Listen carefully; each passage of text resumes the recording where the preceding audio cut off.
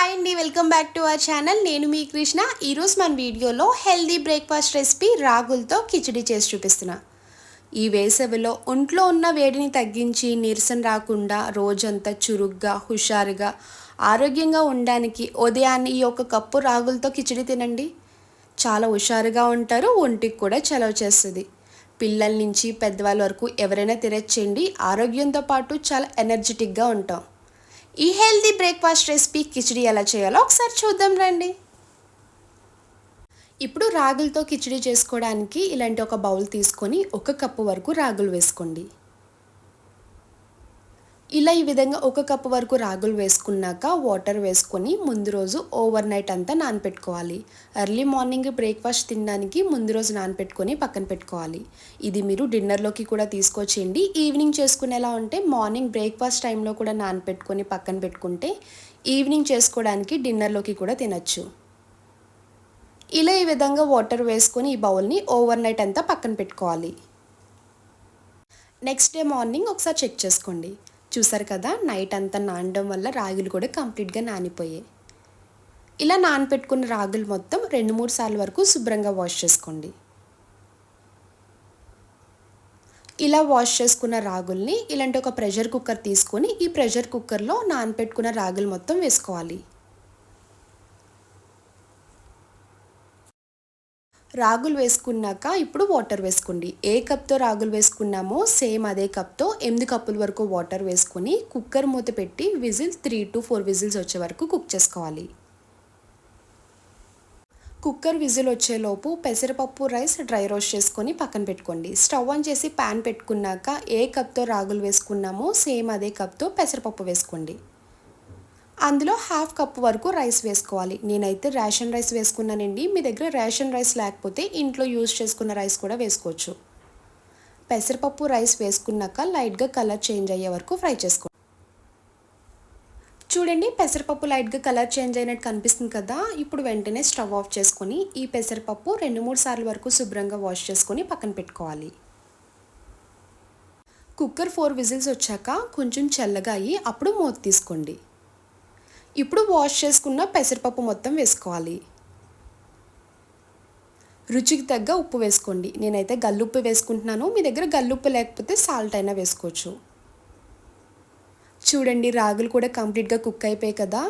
3 to 4 whistles అయితే కంప్లీట్గా cook అయిపోతాయండి. ఎందుకంటే ముందుగా మనం విజిల్ పెట్టుకున్న రాగులు కుక్ అవ్వడానికి టైం పడుతుంది.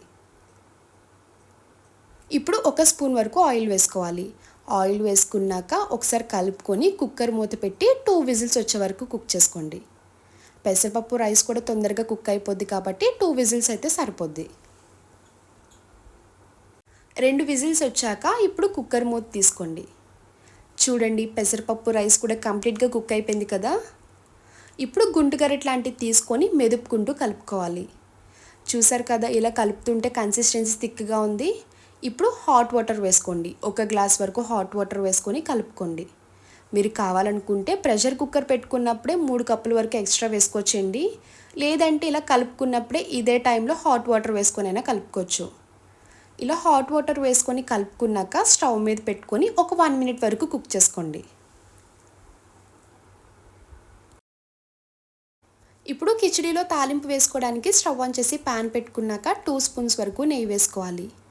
ఇలా గేదె నెయ్యి వేసుకోవడం వల్ల మంచి ఫ్లేవర్ వస్తుంది. టేస్ట్ కూడా చాలా అంటే చాలా బాగుంటుంది. ఎప్పుడు కిచిడీలు చేసుకున్నా ఇలా నెయ్యితో తాలింపు పెట్టి వేసుకోండి. దాని రుచే వేరు. చాలా అంటే చాలా టేస్టీగా ఉంటుంది. నెయ్యి కంప్లీట్గా హీట్ అయ్యాక జీలకర్ర, శనగపప్పు, మినపగుళ్ళు, ఆవాలు వేసుకోండి. 2 వరకు ఎండుమిరపకాయలు కట్ చేసుకొని వేసుకోవాలి. 2 పచ్చిమిర్చి చిన్న ముక్కల్లా కట్ చేసుకొని వేసుకోండి. నేనైతే మిరియాలు వేయట్లేదండి, నా దగ్గర లేక. మీ దగ్గర మిరియాలు ఉంటే మిరియాలు వేసుకోవచ్చు. మిరియాలు రీప్లేస్గా పచ్చిమిర్చి వేసుకుంటున్నాను, మంచి ఘాటు వస్తుందని. కొంచెం కరివేపాకు వేసుకొని ద్వారగా ఫ్రై చేసుకోవాలి.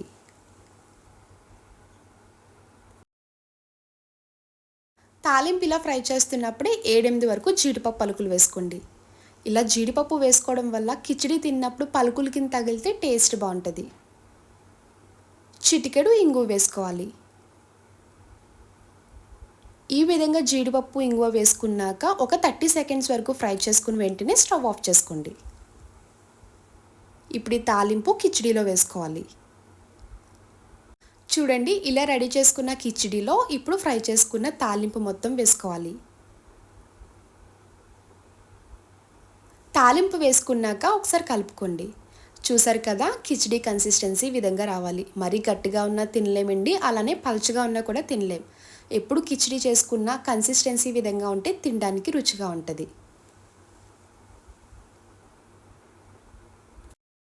ఇలా ఈ విధంగా కిచిడీ రెడీ చేసుకున్నాక ఇప్పుడు కప్స్ తీసుకొని కప్స్లోకి సర్వ్ చేసుకోండి. తాలింపు వేసుకున్నప్పుడు మొత్తం ఒకేసారి కాకుండా కొంచెం పక్కకు పెట్టుకోండి. ఇలా కప్లోకి సర్వ్ చేసుకున్నాక పైన తాలింపు వేసుకొని కలుపుకొని స్పూన్తో తింటే చాలా అంటే చాలా రుచిగా ఉంటుంది. ఈ విధంగా కప్స్లోకి సర్వ్ చేసుకొని పక్కన పెట్టుకోవాలి. ఇలా కప్స్లోకి సర్వ్ చేసుకున్నాక పైన లైట్గా తాలింపు వేసుకోండి. చూడడానికి బాగుంటుంది, స్పూన్తో కలుపుకొని తినడానికి కూడా టేస్ట్ చాలా బాగుంటుంది. రాగులు హెల్త్కి చాలా మంచిది కదండి. ఉదయాన్నే ఇలా ఒక కప్పు చేసి పెట్టారంటే చాలా చురుగ్గా ఉంటారు. ఆరోగ్యంతో పాటు ఒంటికి కూడా చలువ చేస్తుంది. చూసారు కదా, హెల్దీ బ్రేక్ఫాస్ట్ రెసిపీ రాగులతో కిచిడి. నా వీడియో మీకు నచ్చితే లైక్ చేసి షేర్ చేయండి. అలానే ఫస్ట్ టైం చూసే వాళ్ళంటే నా ఛానల్ని ప్లీజ్ సబ్స్క్రైబ్ చేయండి. Bye friends, thanks for watching.